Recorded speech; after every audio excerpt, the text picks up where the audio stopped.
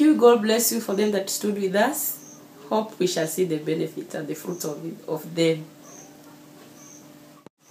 I'd like to say that I bless the Lord that we've begun the project of the chicken, and I'm looking forward that God is going to preserve them, and we are going to begin to see the fruits of it soon. And the other thing I also want to say, thank you for them that assisted me to begin it, because I couldn't have made it without the finances. So it's a real blessing that somebody had to stand with us so that we can bring the vision even unto pass.